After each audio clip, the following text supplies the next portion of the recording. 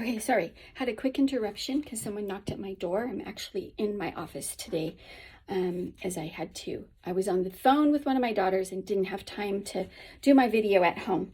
But anyway, so we ended talking about sexual immorality.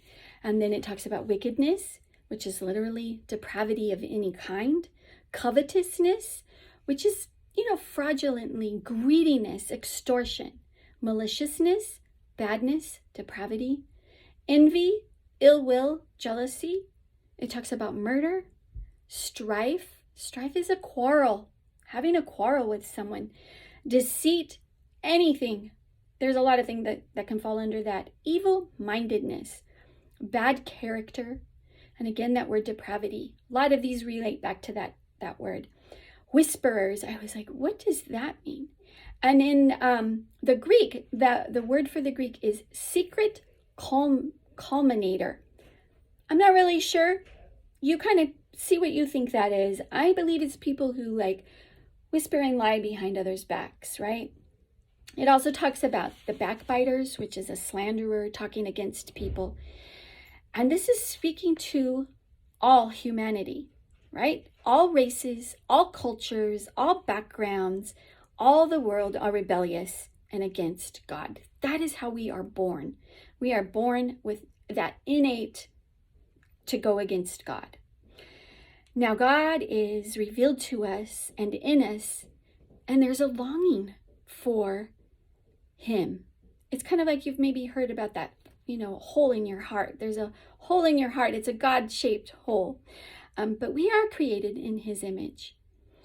As I was listening to J.D. Greear, I wanted to just share with you something that he said. He really focused in on, we all sin, and what's the center of sin is I. We all want to be in control. We all want to suppress God. That is our natural inclination, right? It's to disobey. We want to reshape God to the world and to our wants. And you can see that all over the place in society today. That is in full blown, you're told every day, this is who God is, and He can't do this. And, that's why I always encourage people, read the Bible for yourself and find out what it says for yourself. Not what I say, not what your pastor has said. Read it so you know what it says. But we all are naturally going to want to deny Him. Then I loved how he broke down these verses that we just went through. And he broke them down into categories. They cover sexual sin, economic sin, social sin, family, and he actually called them corruption. Sexual corruption, economic corruption, social corruption, family corruption. And all of that essentially boils down to an idolatry, an elevation of our desires over God's will. And what does it do? It affects and infects our entire lives. The fall, all the way back to Genesis, when Eve took of the apple and ate, that fall, that denial of God and following Him saying, don't eat that, was the first thing that introduced who we are today, right? It's an I problem. I liked how J.D. Greear said that. But all these verses show us is the gravity of the problem and our need for Jesus. That's what's important about reading these difficult verses. It shows us we all need Jesus.